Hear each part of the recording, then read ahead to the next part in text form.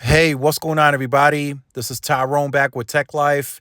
And the article you're seeing on screen is a placeholder. This is an older article, How 5G Coverage is Expanding Understanding C-Band. So the reason I wanted to talk about that in today's video is because I still see a lot of comments saying, oh, Verizon hasn't deployed C-Band here. Verizon hasn't upgraded here. So with this video, I don't want to temper expectations. I just want to bring patience. And I wanted to explain that a bit and discuss that, because Verizon will need a little bit more time and they got a lot of work to do. You got to remember, T-Mobile is a totally different story. T-Mobile started way before Verizon with the mid-band deployment. They're now, actually, it's April. T-Mobile's 4 years in. This month, 4 years ago, T-Mobile closed the Sprint and T-Mobile merger. So they are 4 years in on a mid-band deployment. So of course they're going to have this at a much bigger scale versus Verizon. Verizon is still trying to build C-band. They're still trying to get it into the areas. And then when they get it into these areas, whether, if it's small market, rural areas, if it's bigger markets, they still have to get it onto all the sites that they want to get it onto.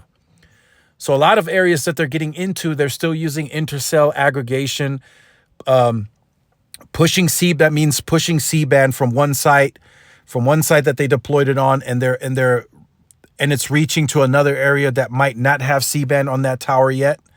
So Verizon still has, I would say, and I want to be honest, they will probably still be scaling C-band early 2026.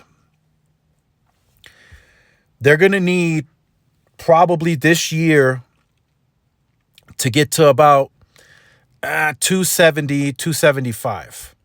And at the current rate that they're going, the amount of pops they're adding per quarter, and the site count gets much more spread out once you get into that rural environment, they will probably need all of 2025 to get to 300 million pops, if that's their goal, right? We don't have any public number that shows that they're getting the 300 million, so we're speculating. Their goal was 250 by the end of 2024. That was their goal.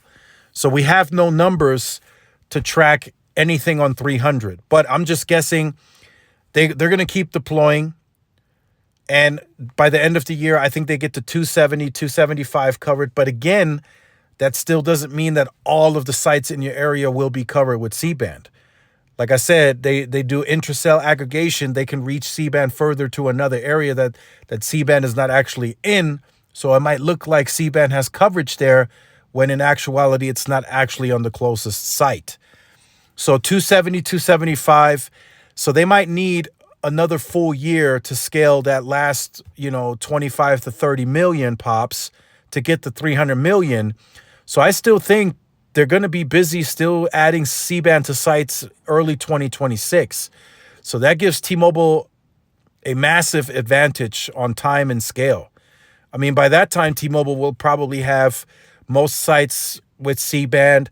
They'll probably have a good amount of sites, AWS and PCS moved over to massive MIMO.